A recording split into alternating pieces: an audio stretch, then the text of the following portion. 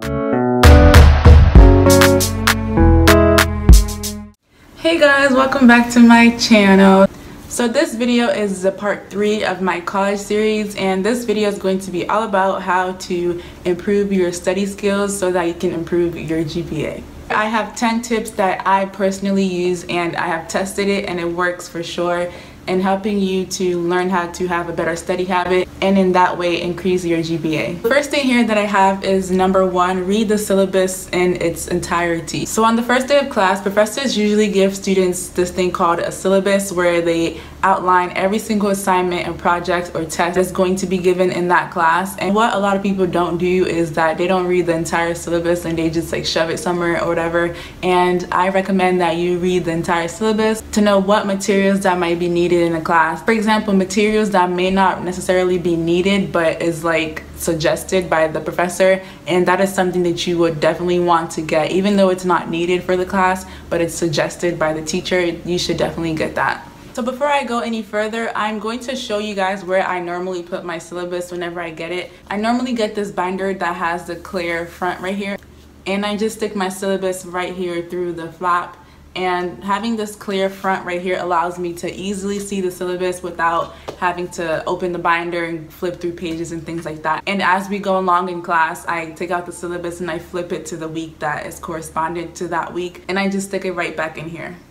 So the next step here that I have on my list is step number 2.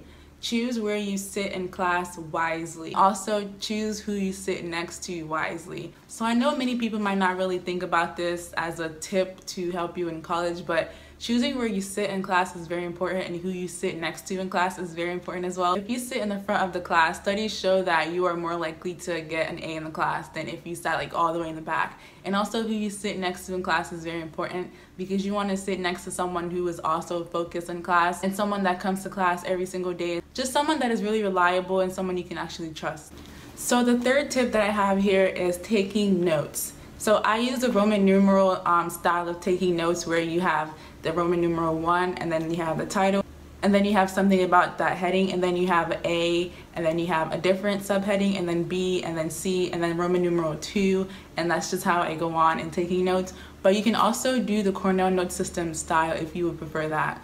So this fourth step, I know it kind of sounds like a lot, but trust me, it's worth it. So it says rewrite your notes neatly and so that it can stick in your head. So rewriting your notes after a day in class is very important because it'll allow you to organize your notes a bit more neatly in a way that you can understand it better. It's not like all over the place, because while you're taking notes in class, you might be writing really, really fast and messy, but when you rewrite your notes, it makes your notes to be neat and organized. And also, rewriting your notes also makes sure that what you learned in class sticks in your head more. So the fifth tip that I have here is when you read a textbook, take notes alongside. So what this is saying is that for every class that has a textbook assigned to it, while you're reading your textbook, make sure that you have a notebook or a binder and paper and pen right next to you, and you're actually taking notes alongside reading so that you can actually understand what you're reading. And having notes for every chapter on the side is actually very helpful because some teachers actually do like an open book quiz or open book test, and if you don't have any notes for the open book quiz or test, you're not going to pass. So it's really important to have notes that are set aside for every chapter in the book. So this sixth step is very, very important. This should actually be like the first step, really, because this says knowing your learning style, visual, auditory, tactile, etc. Knowing your learning style is very, very important because if you don't know your learning style, you will try everything in the book and it's not going to work for you. So make sure that you know your learning style. Like for me personally, I am an auditory learner and a visual learner.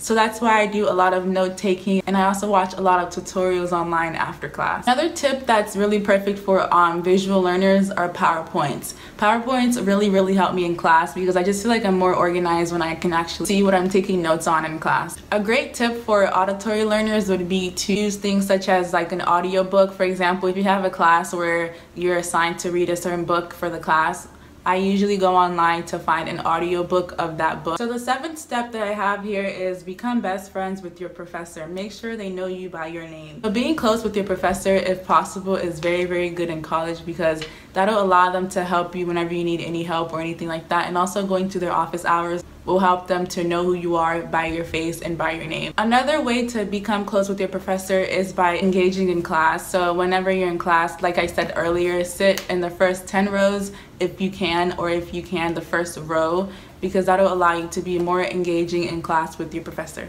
So the 8th step that I have here is flashcards. I just recently got this, and if you notice, these are not the traditional flashcards that you see in the store.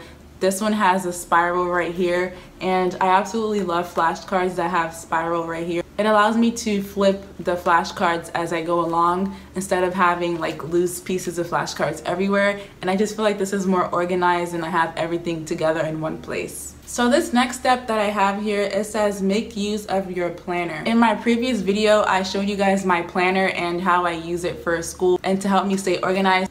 So you can definitely check out that video. So the final tip that I have here is to have an organized binder, notebook, folder for each class. So like I said earlier, this is my binder. This is my French binder, and I have a separate binder for every class that I take. This is just a 1/2-inch binder, and they have folders right here on both sides, and that's just where I put my loose pieces of papers. And having a binder allows you to print out materials online that you may not necessarily get in class, but you need as a study tip. So what I do, I just print out some extra materials from online, and I just put holes in them, and I just put them in my binder. So that is everything that I have for today for you guys. So you guys should definitely try out these tips this coming school year, and I assure you that you will see a difference in your study skills. So yeah, thank you guys so much. Thanks for watching. Bye.